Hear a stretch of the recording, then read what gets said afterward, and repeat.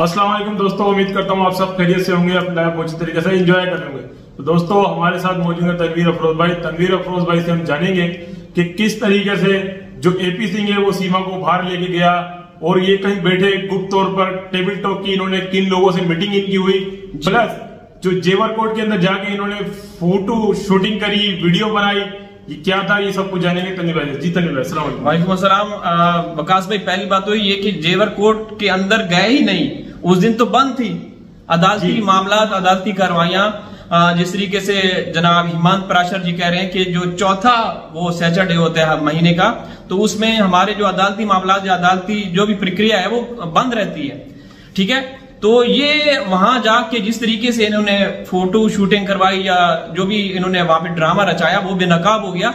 और जो सबसे बड़ी खतरनाक चीजें निकलकर सामने आ रही हैं वो ये है कि एक तो पहली बात तो ये कि ये हाउस अरेस्ट है रबुपुरा में। अब इसको हाउस अरेस्ट किस तरह का नाम दिया जाए? ये तो सो कॉल्ड हाउस अरेस्ट है। सीमा जब चाहे जा सकती है, क्योंकि इससे पहले भी जो अपडेट्स और इंफॉर्मेशन हमारे तक पहुंचती रही, ये कभी किसी के फार्म हाउस पे जाया करती थी, कभी किसी के बंगला पे जाया करती थी, जो मंत्री नेता लोग हैं वहां इसको लेके जाते रहे।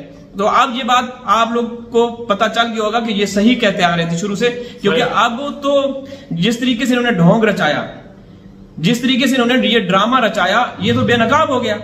पहली बात तो ये कि उस दिन अदालती छुट्टी थी, अदालती मामला नहीं हो रहे थे।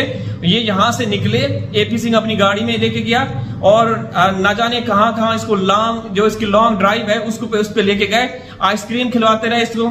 और फिर एक जगह पे जाके एक होटल है या कोई एक ऐसा ठिकाना था, वहां पे ये तकरीबन 1-1.5 घंटा रुके। वहां पे कुछ ऐसे लोग आए जो सीमा के साथ मुलाकातें करते रहे। ये अंदर की बातें जो हमारे तक पहुंची हैं। तो अवकाश भाई ये तनवीर भाई वो खुफिया बातें जो कि फोन पे नहीं हो सकती, क्योंकि एजेंसियां ऐसी बातें जो हमारी भारत की एजेंसियां वो भी उन तक बात ना पहुंचे, तो यानी कि गुप्त बातें हैं जो टेबल टॉक के जरिए और खुफिया मीटिंग के जरिए की गई। तो ये तो पता करना चाहिए कि वो कौन लोग हैं, वो कौन लोग हैं जो कि सीमा का इंतजार कर रहे थे। वहां आगे चलकर जब सीमा एपी सिंह उसको फ्रंट सीट पे बिठा के उसको घुमाते रहे, उसको दिखाते रहे कि ये देखिए ये रबुपुरा का शहर है, यहाँ पे आप रहोगी, ये है वो है। तो वो फिर एक जगह पे जाके रुके, वहां पे बैठे, चाय वाय, आइसक्रीम, ये वो हुआ, सब कुछ हुआ। ठीक है, और वहां पे कुछ खास लोग आए। वो खास लोग कौन है ये जानना बहुत जरूरी है। तो तनवीर भाई इसका मतलब तो ये हुआ जो हम तक पहले भी रिपोर्ट्स आती रही कि रात में एपी सिंह आता है और उसको ले आता है, मुख्तलिफ जगहों पर घुमाता है, यानी कि इसका मतलब ये बातें बिल्कुल सच साबित हुई। बिल्कुल सच साबित हुई। जब सीमा के ये कमरे का उद्घाटन हुआ था, तो उस दिन जब ये एपी सिंह बारात लेके आए थे, बैंड बाजा जो इस नेता बन के आए थे एक फर्जी किस्म के, तो उस रात को भी, उस शाम को भी ये एपी सिंह इस भगोड़ी को अपने फार्म हाउस पे लेके गया और वहां पे ये जो मांस मीट या जो है ना वो सब हुआ, जो हम यहां पे खुल के नहीं बता सकते, जो सीमा की मरगूब गिजा है, जो पाकिस्तान में बेहतरीन तरीके से हर जगह वो जाके एक्सप्लोर भी करती थी, खाती भी थी अपने दोस्तों, अपने आशनाओं के साथ। तो उस शाम को, उस रात को वहां पे फार्म हाउस में वही कुछ होता रहा। उसके लिए स्पेशल वो मीट मंगवाया गया।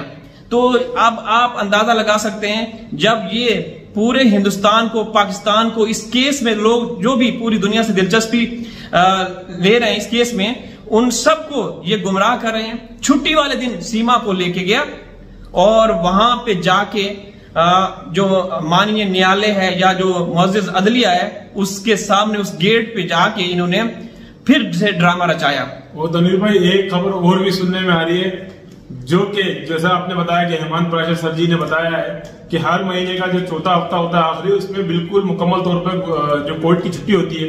अब वो जैसे ही मोमिन मलिक सर ने लाइव आकर जो इसका पूरा राज फाश किया इस मामले का कि आज तो छुट्टी का दिन है, तू क्या वहां सफाई करने गया था, तो तनवीर भाई खुफिया रिपोर्ट के मुताबिक लेट नाइट सीमा ने एपी सिंह को कॉल की है कि भैया जी आपने फिर हमको रुसवा करवाया, फिर दलील करवाया। तो ये दलील होना तो हमेशा दलील होती रहेगी, और वाकई और ये जलील जो वकील है दलील ही करवाता रहेगा। बिल्कुल बिल्कुल बिल्कुल। ये भी जो अपडेट्स आ रही हैं कि अपने भैया को ये फोन किया कि भाई आपने फिर हमें रुसवा कर दिया, और रुसवाई जिल्लत इनका मुकद्दर है वकास भाई। भले जो ये कुछ करते रहे, ये खुद अपने आप को एक्सपोज कर रहे हैं। हर मौके पे ये लोग जितना भी ये सोचें, अब इनकी जो अक्ल थी पता नहीं कहाँ चली गई थी, घास चलने गई थी क्या? भाई वो जो वकील है वो घटिया किस्म का, वो बोलता है सीमा का जो है चीर हरण किया जा रहा है, अभद्र, अश्लील, अपमानजनक, असल सिद्धि भाषा का प्रयोग हो रहा है, फलाना हो रहा है। वो वकील है क्या है तनवीर भाई, वो एक ही बात उसने लेके वो सिर्फ रटे जा रहा है, रटे जा रहा है, रटे जा रहा है।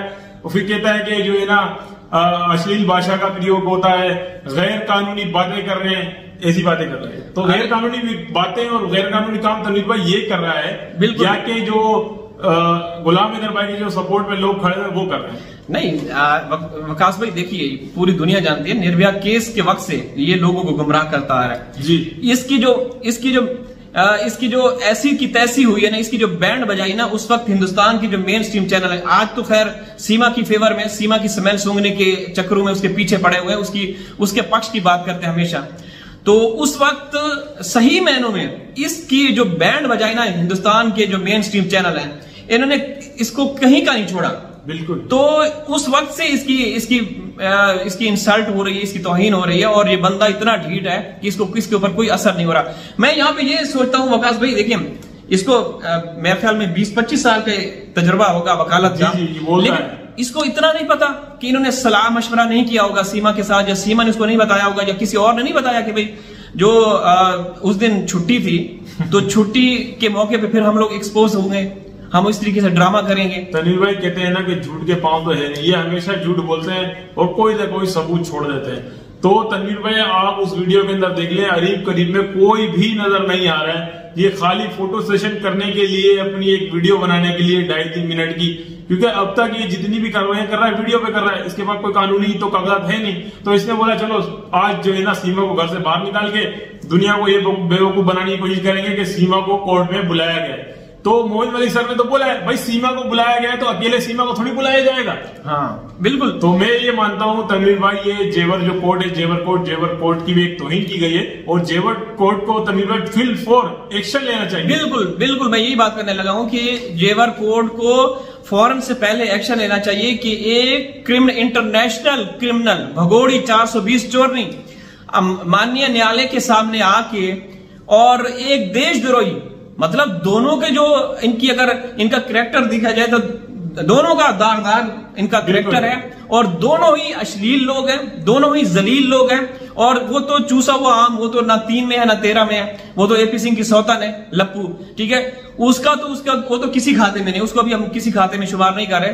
तो यहाँ पे ये देखिए, अच्छा हिमांत पराशर जी जो है वो ये कह रहे थे कि ये सीमा को लेके गए वहां फंसाने के लिए। अब सीमा को क्या पता है, अब ये उसको मतलब इस ऐसे दलदल में इसको इसने आके छोड़ा। तनवीर भाई सीमा भी ऐसे बैग लेकर पहुंच गई, आप जरा उसको देखे तो सही, आपको हंसी आएगी। बैग लेके से बंदरिया की तरह खड़ी हुई, जैसे बंदरिया नहीं होती बंदरिया।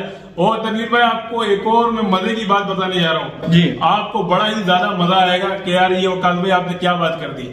पता है वो भगोड़ी क्या कहती है, अभी आपने कहा ना कि इनका जो दागदार चिलद्दर है, कहती है कि मेरे तो इतने चर्चे हैं, गूगल पे सर्च कर लो, मेरे नाम पर लिखोगे देख लो मेरे को कितनी इज्जत मिलेगी। अरे भाई हमने तो लिख कर देखा, हमने तो भगोड़िया, आप जितने भी जो हमारे दर्शक में देख रहे हैं, आप मोबाइल पे बोल के देखें, लिख के देखें, भगोड़ी लिखें, सबसे पहले इसी की पिक्चर आएगी। तनवीर भाई हमने तो ये इसको पाया और ये कहती है मेरी इतनी इज्जत है। शायद लफ्ज भगोड़ी इसके जहन में इसकी मीनिंग्स कुछ और हो, शायद एपी सिंह ने इसको बोला होगा कि भगोड़ी का मतलब पता नहीं यहाँ पे ये होता है वो होता है, तो भगोड़ी लफ्ज से भी इसको वो है। बाकी देखें वकास भाई, हम तो देखें ना आपकी अदालतों, एजेंसियों और ना ही इदारों पे सवाल खड़ा करेंगे। ये औरत देखिए कुछ रोज पहले आई, इसने इस्लाम की, हमारे धर्म इस्लाम की इतनी तौहीन की कि हम उसको क्या बोलें, ठीक है। इसने इससे पहले भी हिंदुस्तान में सनातन धर्म की तौहीन की, तो खामोशी है। अब हम इसके ऊपर बात करते हैं तो हमारी बहनें भाई नाराज होते हैं। हम ये चाहते हैं कि इसका जो घुमंड है, इसका जो अकड़ है ना, इसकी यहीं पे इसकी खाक में मिलनी चाहिए, इसको पता चले। और ये जिस तरीके से लोगों को गुमराह कर सकते हैं, छुट्टी वाले दिन ये इसको अदालतों का नाम लेके जा सकते हैं, तो न जाने ये रातों की तारीकी में कहां जाती होगी। सवाल ये है, ठीक है। और जो सबसे बड़ा सवाल है जिसका हम लोग ये सोच रहे हैं, जो वहां से हमें अपडेट्स आई है क्योंकि सीमा जहां जाती है, जहां निकलती है सीमा, तुम्हारे पीछे लोग नजरें रखते हैं, तुम्हारे लोग पीछा करते हैं, तुम्हारे पीछे रहते हैं।